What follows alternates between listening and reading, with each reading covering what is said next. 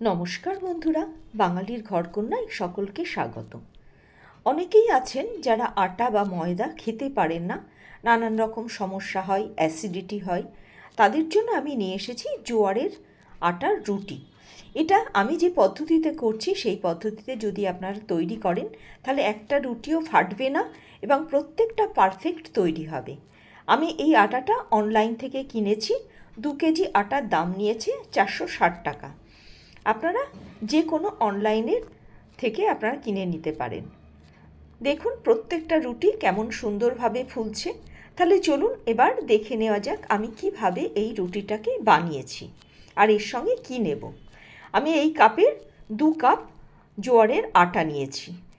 এবার দেখাচ্ছি আপনাদের যে প্যাকেটটা, এই যে অর্গানিক জোয়ার ফ্লাওয়ার, এটা 2 কেজি নিয়েছে 460 টাকা। এখানে আমি একটা কড়াই চাপিয়ে দিয়েছি, যেহেতু 2 কাপ আটা নিয়েছি তাই 2 কাপ জল আমি এখানে ব্যবহার করব।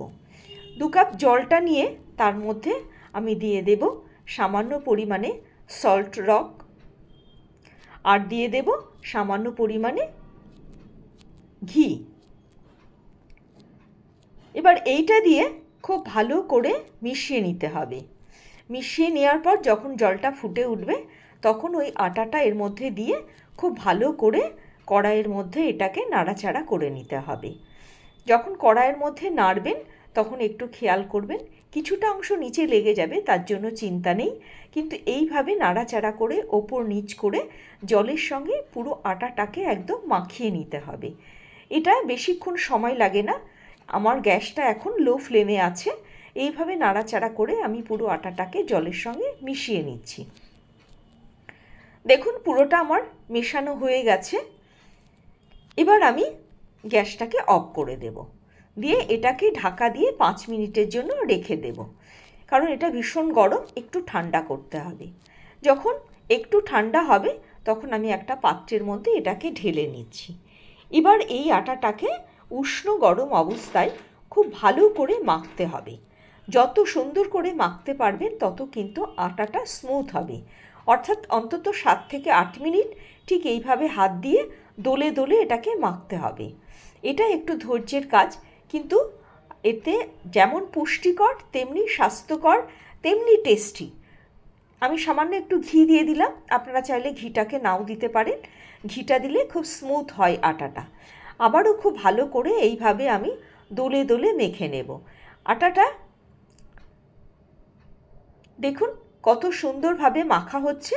এবার আমি এটাকে ঢাকা দিয়ে আবার মিনিট 5 জন্য রেস্টে রেখে দেব। ততক্ষণে চলুন ডাল ফ্রাইটা বানিয়ে নিই। ডাল ফ্রাইয়ের জন্য 1/2 চা চামচ আমি এখানে জিরে, রাই, কাঁচা লঙ্কা কুচি, আদা কুচি, রসুন কুচি, পেঁয়াজ কুচি সবই 1/2 চা চামচ করে দিয়েছি। এবার এর মধ্যে দিয়ে দিলাম কারি পাতা। তেলটা এখানে আছে 1 চা চামচ। এবার খুব ভালো করে নাড়াচাড়া করে লো টু মিডিয়াম ফ্লেমে এটাকে আমি ভেজে নিচ্ছি। আর ওদিকে ডালটাকে আমি ভালো করে টমেটো, লবণ, হলুদ আর সর্ষের তেল দিয়ে সিদ্ধ করে রেখেছি। যখন এই তরকাটা ভালো করে ভাজা হয়ে যাবে তখন ডালটা আমি এর মধ্যে দিয়ে দেব। ডালটা দিয়ে এটাকে খুব ভালো করে নাড়াচাড়া করে এটাকে সুন্দর করে ফুটিয়ে নিয়ে বেশ একটু ঘন করে নিতে হবে, তাহলেই কিন্তু এই ডাল ফ্রাইটা তৈরি হয়ে যাবে। এটাতে আপনারা মিষ্টি দেওয়ার চেষ্টা করবেন না, যেহেতু টমেটো আছে তো মিষ্টি দিলে স্বাদটা পাল্টে যাবে। সবার শেষে দিয়ে দিলাম বেশ কিছু কুচানো ধনেপাতা। ধনেপাতাটা এবার ডালের সঙ্গে খুব ভালো করে মিশিয়ে নেব। মিশিয়ে নিলেই আমার ডাল ফ্রাইটা কিন্তু তৈরি হয়ে যাবে। ডাল ফ্রাইটা তৈরি হয়ে গেলে আমি এটাকে ঢাকা দিয়ে রেস্টে রেখে দেব। আর ওদিকে দেখব আটাটার কি কন্ডিশান, অর্থাৎ আটাটা এখন কেমন আছে। আটাটা বেশ একটু শক্তই লাগছে আমার। এবার সামান্য পরিমাণে জলের ছিটা দিয়ে দিয়ে আবার আমি এটাকে খুব ভালো করে মেখে নেব। আপনারা দেখবেন যদি মনে হয় জল লাগবে না তাহলে দেবেন না, কিন্তু যদি মনে হয় একটু শক্ত আছে তাহলে একটু জলের ছিটা দিয়ে আবার এইভাবেই মেখে নেবেন। যত স্মুথভাবে মাখবেন তত কিন্তু রুটিটা ভালো হবে। আমার এই 2 কাপ আটার থেকে 7টা লেচি তৈরি হয়েছে। আমি একটু বড় বড় করেছি, কারণ এটা ভাজলে একটুখানি ছোট হয়ে যায়, সেই জন্য এটাকে আমি একটু বড় বড় করে রাখছি। এইভাবে আমি লেচিগুলো করে নেব। লেচিগুলো হয়ে গেলে আমি এখান থেকে একটা লেচি নেব আর বাকিগুলোকে ঢাকা দিয়ে রেখে দেব। চলুন এবার রুটিগুলো বেলে নেওয়া যাক। আমি নিয়ে নিয়েছি বেশ কিছুটা জোয়ারের আটা। লেচিটা হাতের সাথে ভালো করে গোল করে নিয়ে নিচ্ছি। এবার ওই জোয়ারের আটার মধ্যে এটাকে ভালো করে মিশিয়ে আমি রুটিটাকে বেলে নেব। প্রথমে একটু হাত দিয়ে চাপ দিয়ে এটাকে একটু ছড়িয়ে নিতে হবে। ছড়িয়ে নিলে তাহলে রুটিটা কিন্তু পারফেক্ট তৈরি হবে। ঠিক এইভাবে হাত দিয়ে চাপ দিয়ে দিয়ে ছড়িয়ে নেবেন আর আলতো হাতে রুটিটাকে বেলবেন। দেখুন আমি এইভাবে আলতো হাতে রুটিটাকে বেলছি। আমার যেহেতু কম রুটি তো সেই জন্য আমি একটা করে বেলবো আর একটা করে ভাজবো। আপনাদের যদি বেশি রুটি হয় তাহলে একসঙ্গে দুটো করেও ভাজতে পারেন। এইভাবে রুটিটাকে দেখুন আমি অনেকটা বড় করে নিচ্ছি। অনেকটা বড় করে নিয়ে তারপরে আমি এটাকে ভেজে নেব। ওদিকে তাওয়া চাপিয়ে দিয়েছি। ননস্টিক ফ্রাই প্যানে আমি এটাকে গরম করে নিচ্ছি। গরম হয়ে গেলে লো টু মিডিয়াম ফ্লেমেই আছে ওটা। গরম হয়ে গেলে রুটিটা ওর ওপরে দিয়ে আমি এটাকে ভেজে নেব। হয়ে গেছে রুটিটা আমার বেলে নেওয়া। তাওয়াটাও গরম হয়ে গেছে। চলুন এবার ভেজে নেওয়া যাক।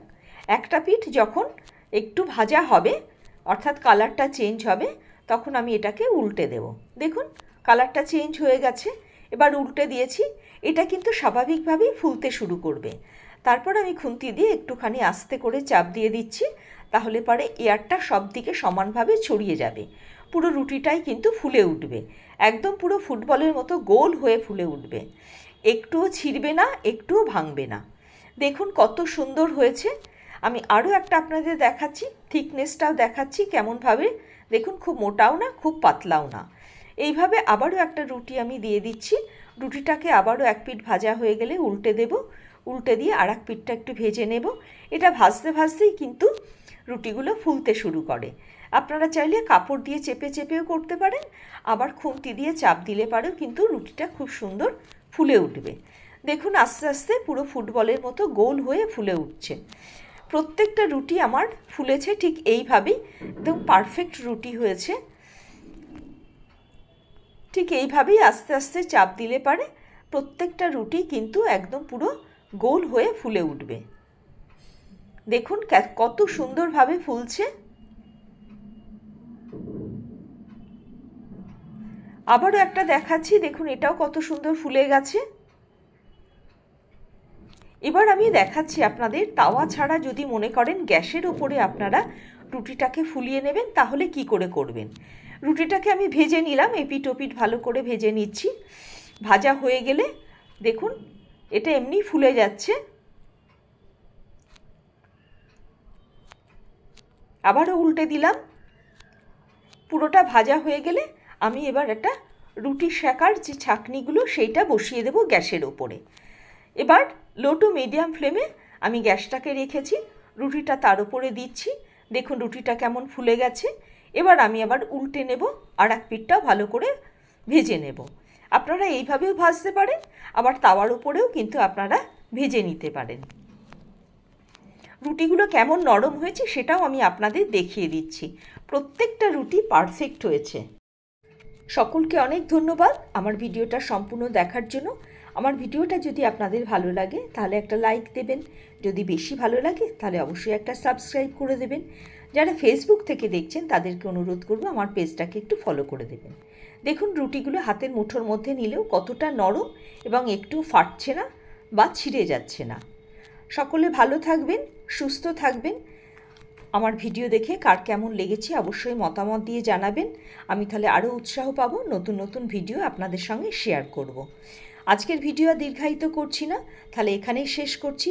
আবার দেখা হবে নতুন আর একটা ভিডিও নিয়ে, নতুন আর একটা পর্ব নিয়ে। ততদিনে সকলে ভালো থাকবেন।